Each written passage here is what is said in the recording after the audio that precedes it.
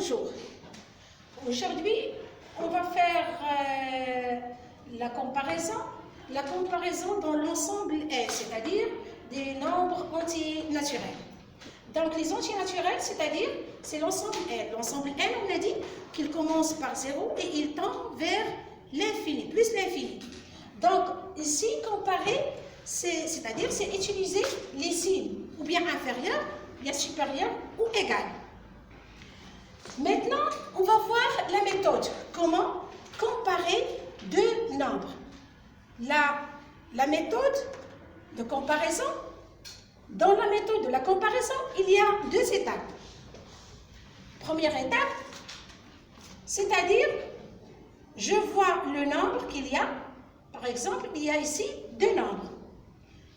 Si je compare entre les deux nombres, première étape, c'est-à-dire, je dois compter combien de chiffres dans chaque nombre. Dans le premier nombre, il y a 5 chiffres.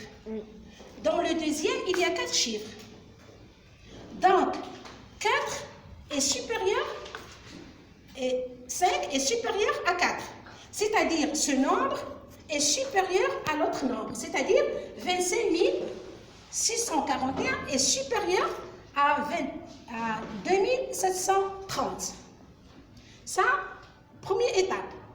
Deuxième étape, si on a les deux nombres qui contiennent le même nombre de chiffres, c'est-à-dire ici 25 641 et 27 301, dans chaque nombre, il y a 5 chiffres. Donc, il y a 5 chiffres.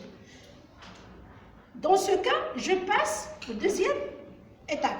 Deuxième étape, c'est-à-dire, je dois comparer entre les dizaines des mille. Voilà, 2 et 2. C'est-à-dire, ici, dans les dizaines de mille, il y a le 2 dans ce nombre. Le deuxième nombre, il y en a aussi 2. Il y a 2. 2 est égal à 2. Je passe aux unités des mille. Dans les unités des mille, dans le premier nombre, il y a 5. Dans le deuxième nombre, il y a 7. On sait que 5 est inférieur à 7. C'est-à-dire, ce nombre tout entier est inférieur au deuxième nombre.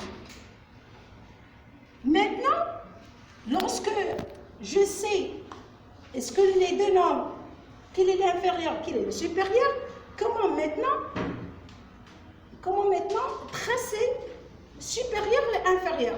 Je dis, pour le nombre qui est inférieur, je vais mettre un point.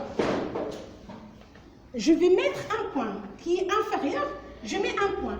Pour le nombre supérieur, je mets 2 points. Je rejoins les 2 points et voilà, j'obtiens le signe inférieur. D'accord? La même chose ici. Dans le premier exemple. Le premier exemple, on a le premier nombre est supérieur au deuxième nombre. C'est-à-dire, le nombre supérieur, donc à côté, je mets 2 points. Pour le nombre qui est inférieur, à côté, je mets un point.